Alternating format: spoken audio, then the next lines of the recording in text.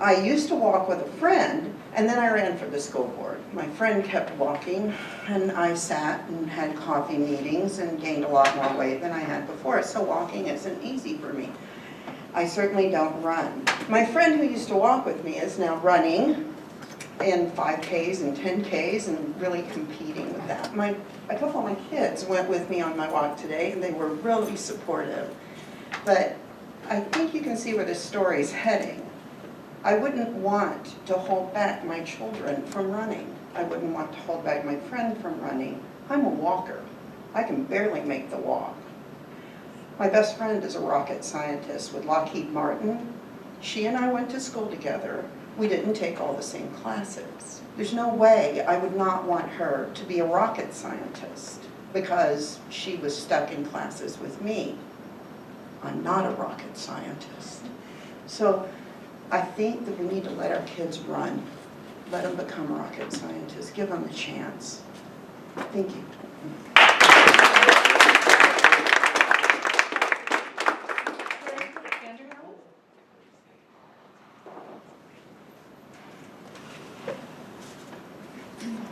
My name is Carrie Vanderhouen, and I have 2 children in the North Shore School District.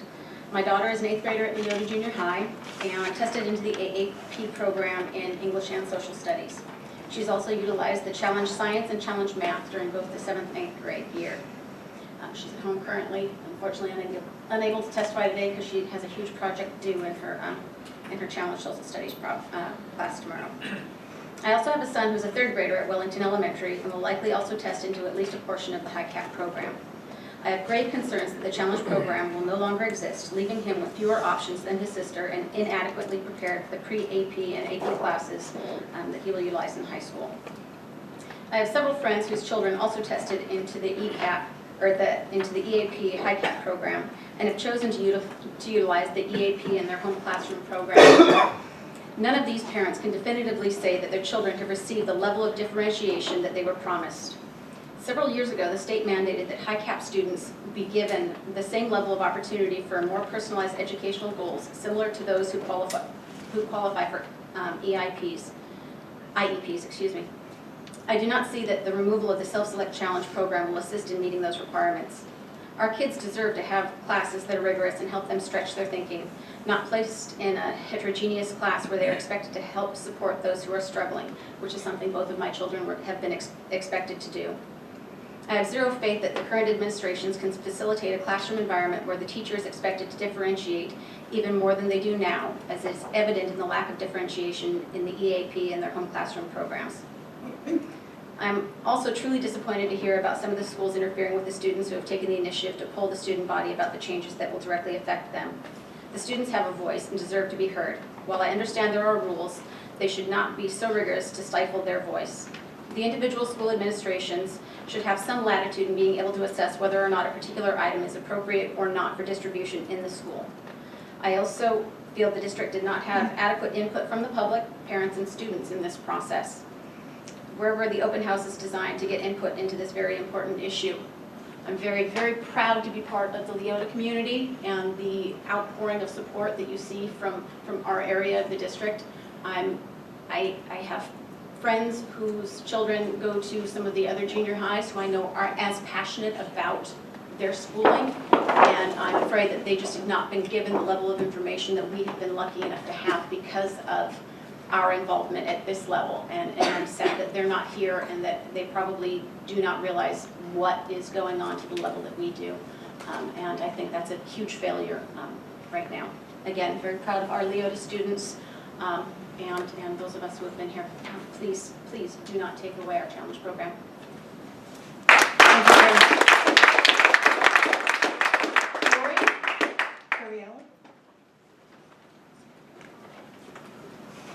Hi, I'm Lori Ferriola. I'm on the task force, and during the most recent study session, a couple of you were wondering about the task force and the thought process that was used in the decision making that developed the 4 options given to you from the academic subcommittee and the main task force.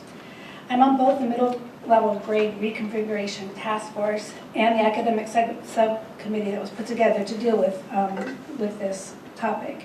So I went back and I looked at all the documentation that was given us along with all the agendas. And here's a quick breakdown of what I found. We were never given that there was a problem with the challenge program.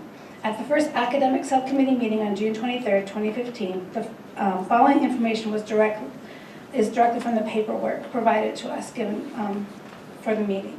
Purpose: to assist the middle school task force with the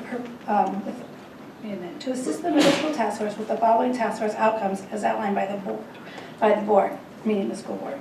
Study program and institutional impacts of grade reconfiguration. Study, define, and develop recommendations for academic, activity, and athletic programs to match philosophy. Review choice programs including philosophy, best practices, articulation, and location. The scope of the work, which was a question that you guys had at the meeting, we were told to research middle school instructional practices related to heterogeneous class groupings and education for highly capable students. Identify key stakeholders and determine the level of input and feedback needed. Identify student and systemic costs and benefits. And then give a recommendation to the middle school task force. We only received information on heterogeneous classrooms. We didn't look at a balanced approach, despite the fact that I repeatedly asked for articles on challenge and on the homogeneous classroom, which is a big no-no to bring up.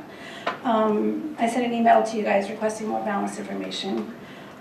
Once parents started complaining about the challenge to heterogeneous classrooms, the topic name was changed to Challenge for All instead of heterogeneous classrooms. The first time this showed up in the task force was March 10, 2015. Our charge was not to determine the best practices for our district or to fix a problem with the challenge program. The sole purpose was to change to heterogeneous classrooms and make teaching easier per the opinion of the NSEA.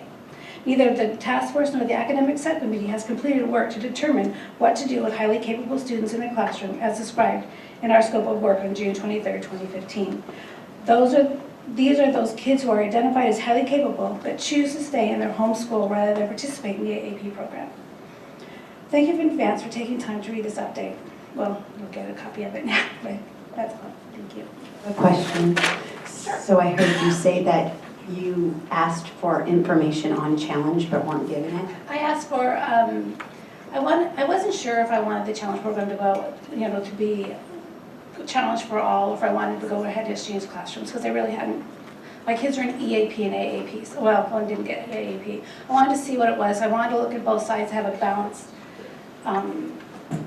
information to make a decision, and I never got that. And I did present some to the academic subcommittee, but I'm not good at the research as much. I'm good at looking at what I'm given, but I couldn't find stuff. It was really hard at that time to find stuff. There's more stuff available now that Save Our Challenge has been using, but at that time on my own, I did not find that information. I heard you say something that you couldn't say that you had a dissenting. I don't want to put words in your mouth.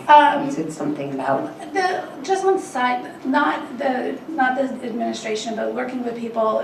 Really, I'm told that homogeneous classrooms are really not popular with the research of the AMLE and stuff like that. So it really wasn't something to bring up in the meetings because we were not looking at that. But that wasn't from the district. That was a feeling that I got from other members. Yeah. And you said that this was board directed. Yes, that's what the purpose on the paperwork, which is on the website. Thank you. Thank you. Lori. Austina DeBonte?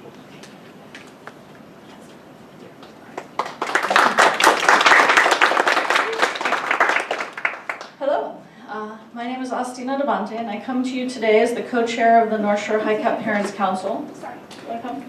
This is my other co-chair, Lori Ferriello. The board of the High Cap Parents Council met this week, and we unanimously passed the following motion. The High Cap Parents Council supports the Self-Select Challenge program in our middle schools, and we recommend the school board select option 3. Okay, now putting my parent hat back on. I've been hearing a lot of rhetoric in these meetings about growth mindset, and I'm a big believer in growth mindset. But I'm having a lot of trouble reconciling that growth mindset idea with the way our district communicates about the current challenge program. We've heard stories about how teachers, principals, and counselors have stressed how difficult challenge courses are and asked students to really think hard about whether they should select a challenge course. Actually, there used to be a letter that went out to incoming 6th grade students that had their achievement scores on it and provided some guidance about whether challenge might be a good fit for them. That letter didn't go out this year. I'm not actually sure how many years it's been since that letter went out. We're also not doing the ITBS testing in 6th grade anymore, which used to be a key data point to help parents make that decision. This letter is a key way to encourage kids from all populations to enroll in Challenge if they were academically ready, and it's not happening. Furthermore, let's look at how we talk about these courses in the course catalog. Here is one for Challenge English 7. Challenge English 7 is an intensive, accelerated course requiring a commitment to schoolwork outside the classroom. Students taking this course must exhibit strong writing skills, have excellent reading comprehension, and be self-motivated. Note, students who enroll by choice in an advanced English class do so with the understanding that novels will be more sophisticated and will be read at a higher level of maturity than novels in the general education English course. Alternate reading assignments are not provided for students enrolled in these choice English courses.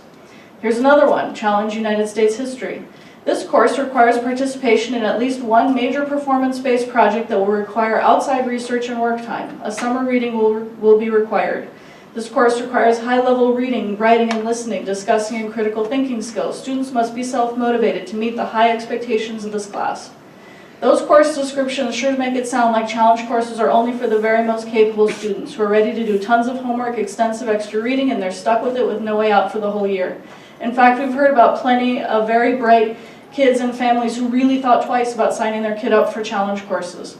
It wouldn't surprise me at all that our underrepresented populations would read and hear these messages and feel completely intimidated by these descriptions. All of this communication does not align with the growth mindset that I keep hearing about. It's really hard for me to reconcile the desire to put all students in challenge courses with the messaging that already exists about these courses. It just doesn't add up. And we wonder why some of our most vulnerable populations aren't signing up for challenge courses, although not necessarily to the degree that we thought. It's easy to see how they could be intimidated. Thank you.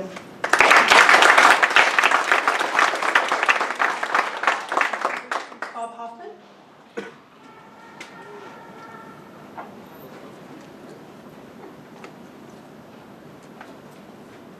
Hello, good afternoon. I'm going to depart from the challenge question and talk a little bit about Board Policy 2151. My name is Bob Hoffman, and I'm here to represent Inglemoor High School Water Polo. We have, as I mentioned at the last meeting, been playing water polo at Inglemoor for 4 years, and tonight our girls team will have their senior night, and the first female athlete that has completed 4 years of water polo will get a little presentation tonight. And we've had great success at Inglemoor. But with the new policy 2151, we're taking a new step, because we're going from something where we just kind of got in the door with the district and in the door with Inglemoor. We're going to something now where non-WA sports like water polo and lacrosse can really be considered athletics along with the other athletic programs. So I want to thank the board for being patient and working with us and with lacrosse. And I want to thank the superintendent and his staff. We've come up with a policy that I want to support and that I hope you pass tonight, this afternoon. It's really well written, and we're quite happy with it, and thank you all. Now, the next challenge, if I may use that word, the next challenge is to create a procedure that will reflect the intent of the policy. And that will not be easy, because this is definitely a change for the schools. It'll be a little bit of a change for Inglemoor, because they're already more than halfway there, and the principal and the athletic director have been great supporters of ours. But for the other high schools, this is really going to be a step, a different step. They're going to, it's not going to be easy to create a procedure that's going to reflect that intent and make them understand and figure out exactly what is meant in there. So we hope to work together with the staff on the procedure going forward. And thanks again. Thank you.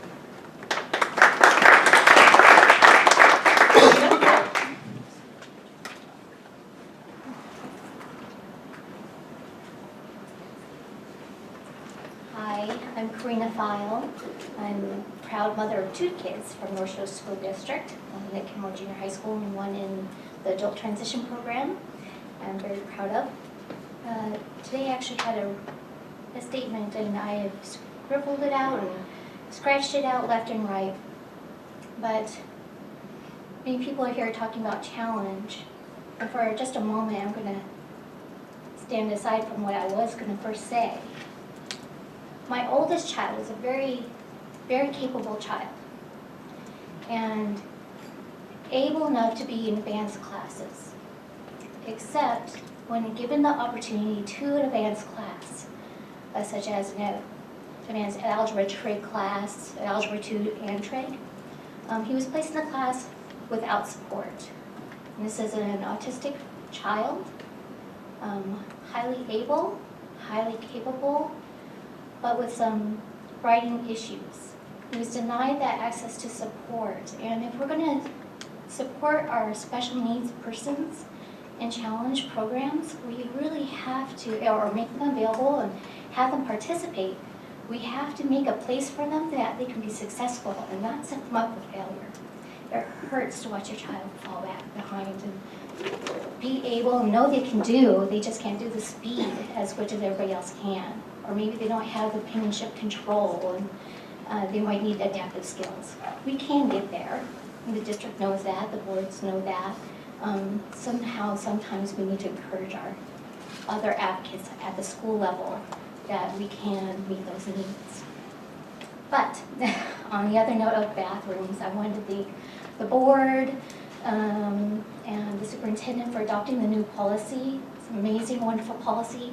I've gotten so many wonderful comments from other families who are grateful, both from an elementary standpoint to the high school standpoint. Some who wish they were part of that process, who are now left the school district. I'm concerned a little bit about some language I'm hearing in the community around field trips and overnight camps and things like that, and the policies about bathrooms on campuses.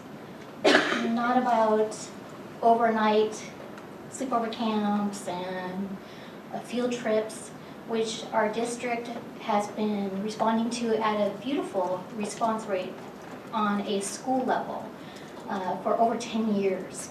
So nothing new, nothing scary, but I am thinking that if we're hearing this in the community and we're hearing some questions, these questions are healthy.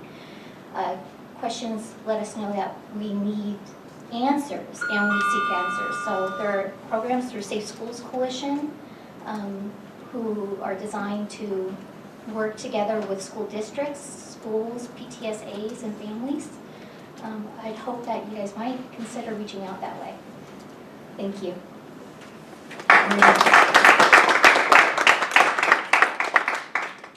That concludes public comments. And Director Smith has requested a recess. So at this time, 3-minute recess, which you know I'll hold you to. That's how I run. Thank you. To give the kids the opportunity to leave their room. Don't want to stay. Yeah, absolutely. You know, anyone who would like to can come public comment, please. There's no obligation to stay for the rest of the meeting if you don't have the time. We love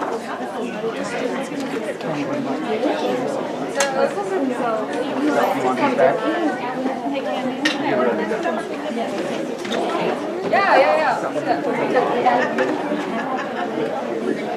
We're gonna eat for sure. Can we go get our stuff from your car?